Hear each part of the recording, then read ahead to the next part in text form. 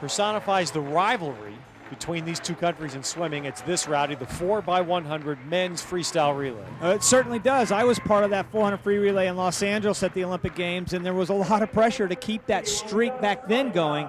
And I know it was tough for the United States to lose that relay in Sydney, and this guy was part of that relay. And you heard him just a little while ago, Ted, talked about, you know, the United States is still the strongest in the world, and we know we can beat them if we have our guys together and they put the splits together. And Jason Lezak's the kind of guy that is needed for this kind of leadership, for this streak to come back again. And you see Neil Walker right there, Ted, the guy that's going to anchor this relay. He was also part of that relay in Sydney, and big things are going to be expected of him in the next couple of years.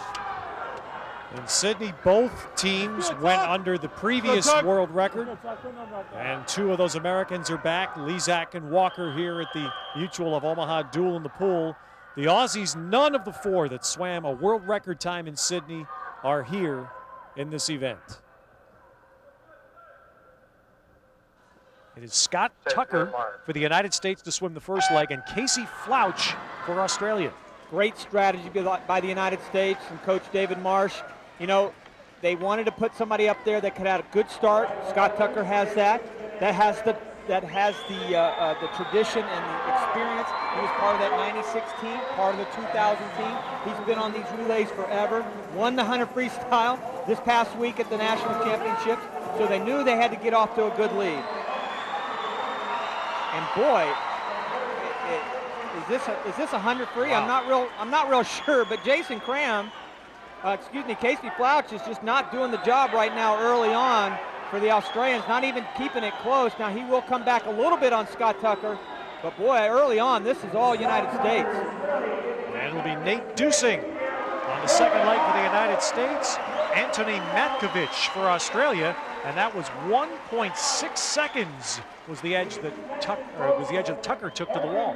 That was a great leadoff by Scott Tucker. Best time in about 3 years for him.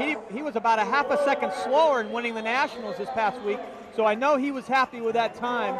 Right now you've got Nate Dusing, who is also very much an experienced swimmer. This U.S. team has tremendous experience. I tell you what, 49 flag could be, depending on Dusing right here, Dusing is a big X factor here. If he puts in a good leg, the Americans might be close to this world record. You just don't know. It's hard to swim by yourself. Right now, there's no way the Australians will be in it.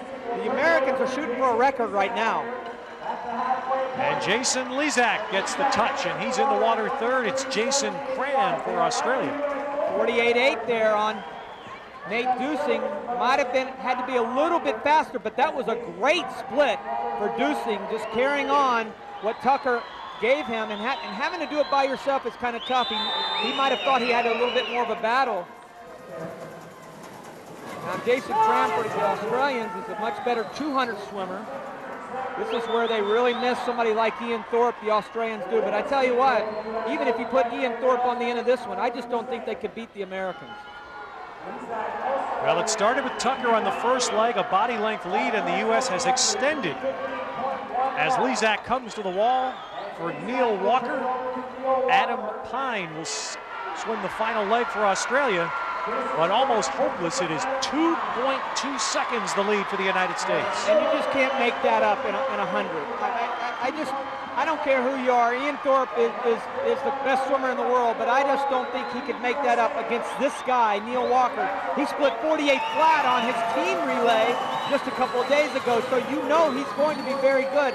I'm telling you, these guys want to bury the Australians just for that, because of the fact that they want to make sure they want the Australians to know, even if you did have Ian Thorpe on this relay, that they were still going to beat them. So an amazingly easy win for the U.S. men. The race now is against the world record. It sure is, Ted. 3:13.67. Neil's going to be close. 5 meters right there. No, he's going to miss it. Not by much, though.